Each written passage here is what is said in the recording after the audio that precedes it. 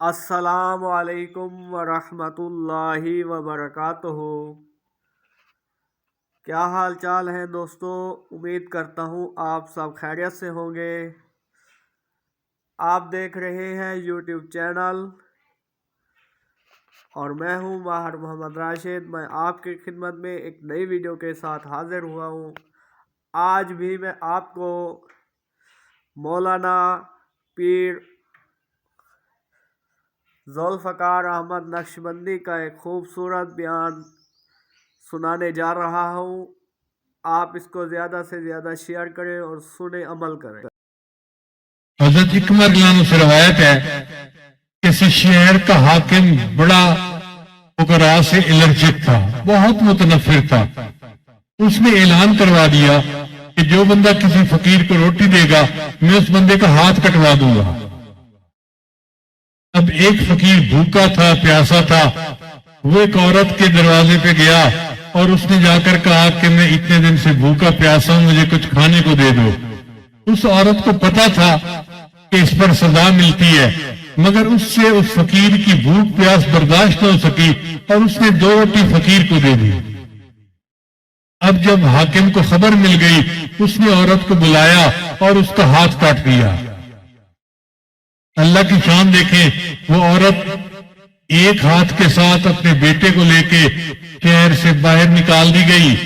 وہ ایک نہر کے کنارے پر پہنچی اور وہاں جا کر اس کو پیاس لگی تو وہ پانی پینے کے لیے نہر میں قریب ہونا چاہتی تھی کہ ہاتھ سے بچہ گرا اور بچہ بھی نہر کے اندر چلا گیا۔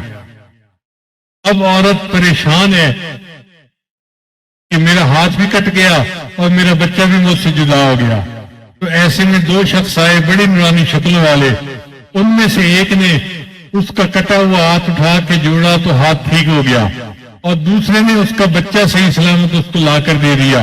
اس نے پوچھا کہ تم لوگ کون ہو؟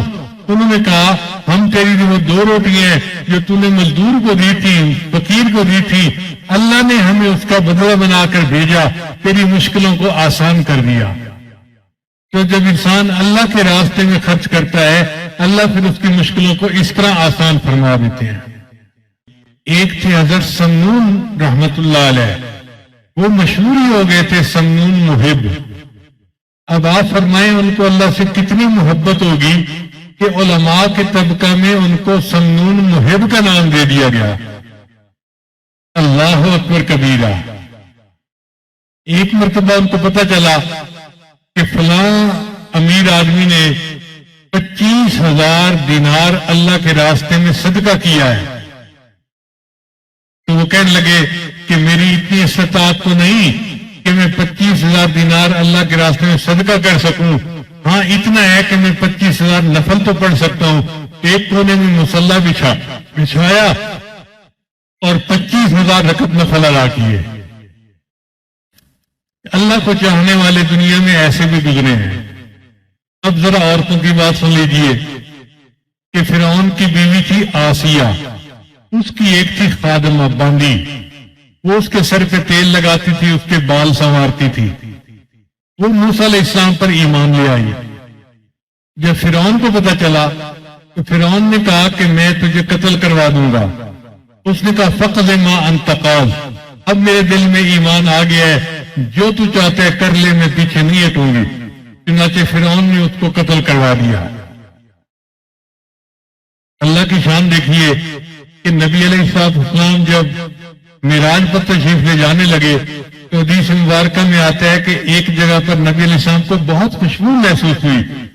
تو نبی علیہ السلام نے پوچھا جبرائیل یہ مجھے خوشبو کیسے محسوس ہو رہی ہے؟ تو انہوں نے کہا اے اللہ کے نبی صلی اللہ علیہ وسلم، وہ جو فرعون کی ایک باندی تھی اس کی قبر یہاں ہے، اس کی وجہ سے پوری وادی میں خوشبو پھیلی ہوئی ہے۔ اب آپ سوچئے جب پوری وادی میں خوشبو پھیلی ہوئی ہے تو قبر کے اندر کی خوشبو کا کیا عالم ہوگا؟ اب اگلی بات سنیے کہ فرعون کی بیوی تھی بی بی آسیہ، وہ بھی موسیٰ علیہ السلام پر ایمان لے آئی تھی۔ فرعون کو پتہ چل گیا کہ آسیہ بھی فرعون یعنی موسیٰ علیہ السلام پر ایمان لے آئی ہے، تو فرعون آیا اور اس نے آ کے اس کو سمجھایا کہ دیکھو آسیہ اپنی زندگی خراب نہ کرو، میں نے تمہیں فرسٹ وومن بنایا ہے اور بڑی جو ہے وہ سہولت میں رکھا ہوا ہے، تم اپنی زندگی برباد کر لو گی۔ اس نے کہا نہیں، اب میں پیچھے تو نہیں ہٹوں گی۔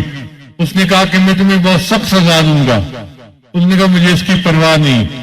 اس نے کہا اچھا پھر میں تمہارا نام 4 شیڈول میں ڈالتا ہوں۔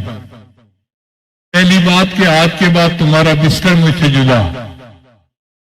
دوسری بات کہ جو تم صبح دوپہر شام پوشاکیں بدلتی تھی وہ پوشاکیں ختم، اب تم گھر کی ماسی بن کر رہو گی۔ اس نے کہا مجھے یہ بھی قبول ہے۔ اس نے کہا نہیں، میں تمہیں رسوا بھی کروں گا، سارے لوگوں کے سامنے تمہیں برہنہ کروں گا اور سزا دوں گا۔ اب آپ بتائیے کہ کسی عورت کے لیے یہ کتنا بڑا جو ہے وہ مر جانے کا مقام ہوتا ہے کہ اس کو غیر مردوں کے سامنے ننگا کر دیا جائے۔ مگر بی بی آسیہ اپنی بات پر ڈٹی رہی اور فرعون ملعون نے اس کا واقعی ایسا ہی حشر کیا، حتیٰ کہ اس کی روح پرواہ۔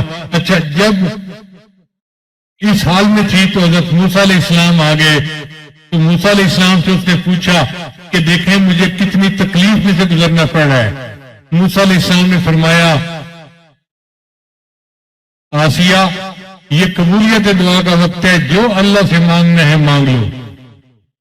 تو بی بی آسیہ نے اللہ سے دعا مانگی، رب ابن لی عندک بیتا فی الجنہ، عورت کو گھر سے نکال دینا یہ بہت بڑی سزا ہوتی ہے، اے اللہ اس کم وقت میں تو مجھے گھر سے نکال دیا، اب اس کے بدلے تو مجھے جنت میں گھر عطا فرما۔ چنانچہ اللہ تعالیٰ نے دعا کو قبول فرمائی۔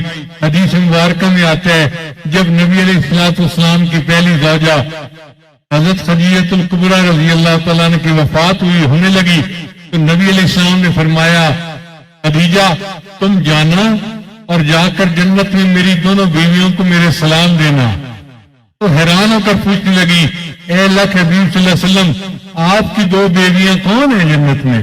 تو فرمایا ایک مریم جو عیسیٰ علیہ السلام کی والدہ ہے، اللہ نے جنت میں ان کو میری بیوی بنا دیا، اور ایک آسیہ جو فرعون کی بیوی تھی اس نے دعا مانگی تھی کہ مجھے گھر عطا فرما، اللہ نے گھر بھی دے دیا اور دعا کی قبولیت کے طور پہ گھر والا بھی دے دیا، وہ بھی جنت میں میری بیوی ہوگی۔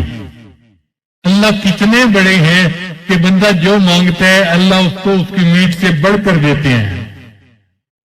اس لیے ہمیں چاہیے کہ ہم اللہ تعالیٰ سے خوب جو ہے وہ دعائیں مانگیں کہ اللہ تعالیٰ ہمیں اپنی رحمت کے ساتھ بہترین اجر اور بدلہ عطا فرمائے۔